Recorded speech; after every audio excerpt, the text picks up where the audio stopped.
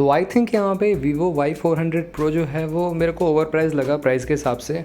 तो इसी के बारे में बात करते हैं। ऑन पेपर स्पेसिफिकेशंस देखते हैं। वैसे बैटरी बैकअप कैसा क्या मिलता है, लुक्स कैसे क्या मिलते हैं इस फ़ोन के, आईपी रेटिंग में भी थोड़ा सा कॉम्प्रोमाइज़ ही देखने को मिलेगा आपको, और डिस्प्ले क्वालिटी में भी स्लाइटली आपको कॉम्प्रोमाइज़ देखने को मिलेगा यहाँ पे। All the full HD panel है, 120 हर्ट्ज़ का पैनल है ये, बट ये है कि उतना ज़्यादा मतलब प्रीमियम फील नहीं होता है जिस प्राइस में इन्होंने इसको लॉन्च किया है। वैसे प्री बुकिंग पे अवेलेबल है, बट इस प्राइस ब्रैकेट में ऑलरेडी आपको कुछ मार्केट में अच्छे फ़ोन्स मिलते हैं, उसके लिए भी मैं आपको बता दूंगा। उसके लिंक भी आपको वैसे मैं डिस्क्रिप्शन बॉक्स में प्रोवाइड कर दूंगा, या प्रोडक्ट सेक्शन में चेकआउट कर सकते हैं। कैमरा क्वालिटी अच्छी है ऑल दो यहाँ पे, बट ये है कि कैमरे में भी कॉम्प्रोमाइज़ ही करने को मिलेगा आपको। यहाँ पे एक 2 मेगापिक्सल का ही कुछ डेप्थ सेंसर ऐड कर दिया है तो वो शोकेस का कैमरा इसमें ऐड किया गया, दैट्स इट। और चलिए बात करते हैं। वैसे आप चैनल पे पहली बार आए तो चैनल को सब्सक्राइब कर सकते हो, बेल आइकन को ऑल कर सकते हो। साथ में आप हमारे टेकबुक चैनल को भी टेलीग्राम पे ज्वाइन कर सकते हो, जहाँ पे हम बहुत ही कमाल की डील डालते रहते हैं। लो प्राइस लिंक आपको बेस्ट प्रोडक्ट पे मिलती रहती है। तो चलिए स्टार्ट करते हैं इस अमेजिंग वीडियो को आप सभी के लिए बिना किसी देरी के।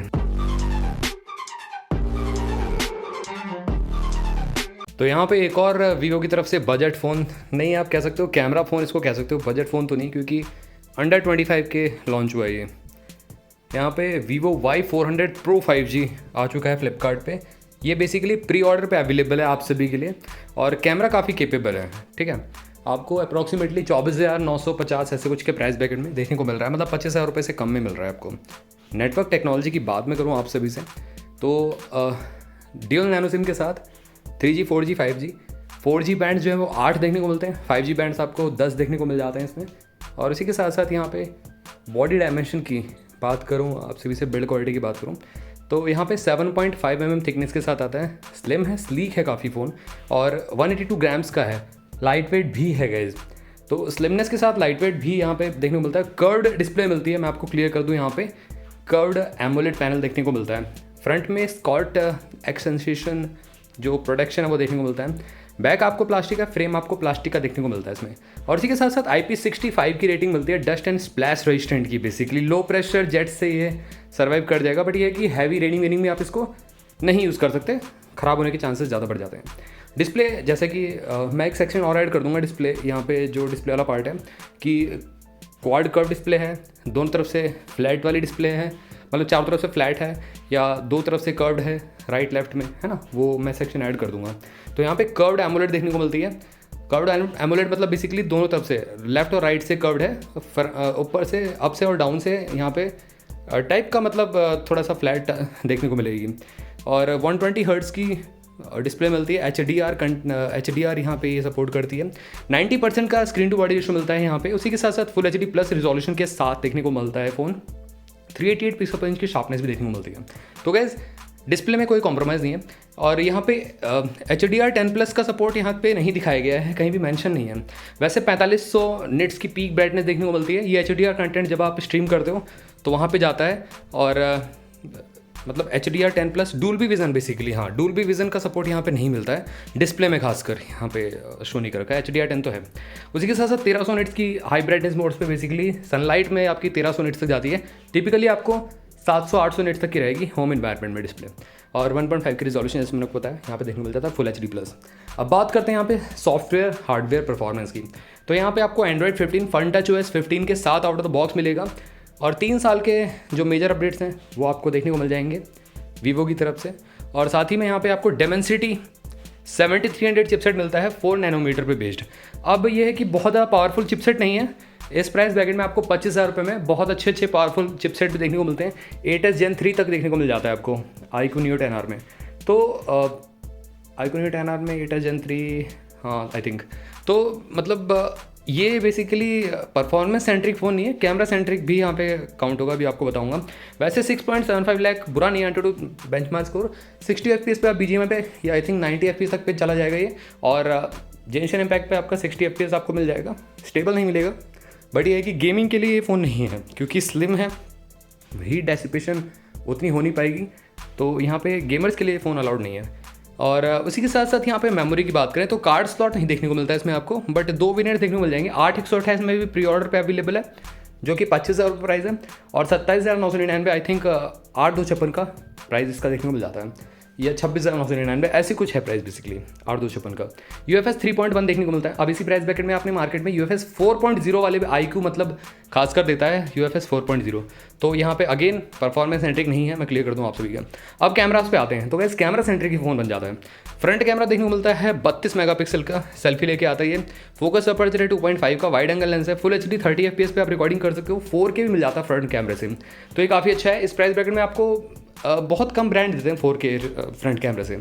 इवन OnePlus के 13R में, OnePlus के 13S में, 13R में नहीं मिलता है, S में शायद आई थिंक फ्रंट कैमरे में 4K रिकॉर्डिंग मिलती है, तो ये कहीं ना कहीं कॉम्प्रोमाइज़ देखने को मिलता है। इवन पोको का भी अभी 30,000 रुपये का लॉन्च हुआ, तो उसमें भी आपको फ्रंट कैमरे में पोको F7 में 4K रिकॉर्डिंग नहीं मिलती है।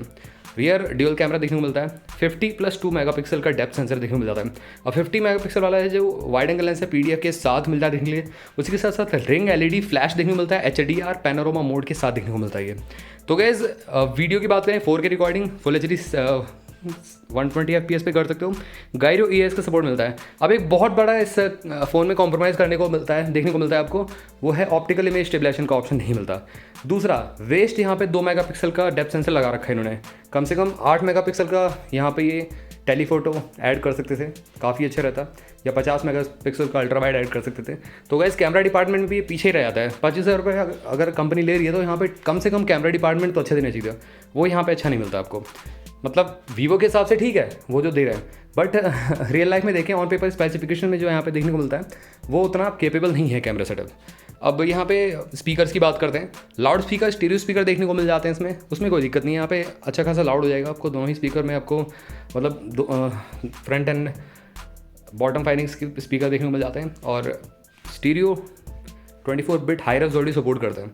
उसी के साथ साथ यहाँ पे कम्युनिकेशन की बात कर लेते हैं थोड़ा सा, तो यहाँ पे वाईफाई ड्यूल बैंड देखने को मिलता है, और साथ ही ब्लूटूथ 5.4 A2DP लाइट प्रोफाइल के साथ आता है। GPS का फंक्शन है, और इंफ्रारेड पोर्ट देखने को मिल जाता है। USB Type-C 2.0 OTG कंपेटेबल रहता है। तो गाइज USB Type-C 3.0 का भी सपोर्ट नहीं है।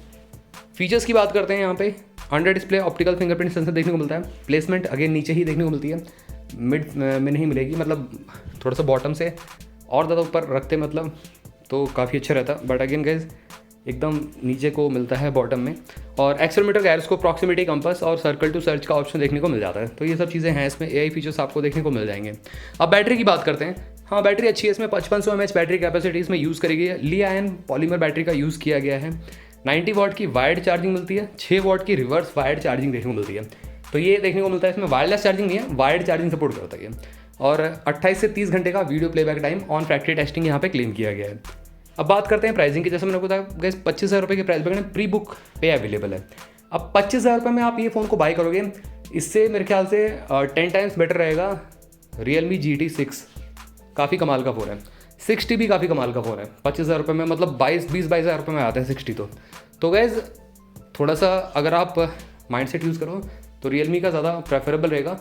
परफॉर्मेंस टॉप लेवल की मिलती है, इससे डबल मिल जाएगी आपको परफॉर्मेंस। तो गाइस यहाँ पे वीवो पता नहीं किस चीज़ का चार्ज कर रहा है इस फ़ोन में, आई डोंट नो। कैमरा भी उतना केपेबल नहीं लगा मेरे को, क्योंकि 50+2 मेगापिक्सल का डेप्थ सेंसर क्या ही मतलब कैमरा है, तो कहीं ना कहीं इनको अल्ट्रा वाइड या टेलीफोटो और ऐड करना चाहिए था।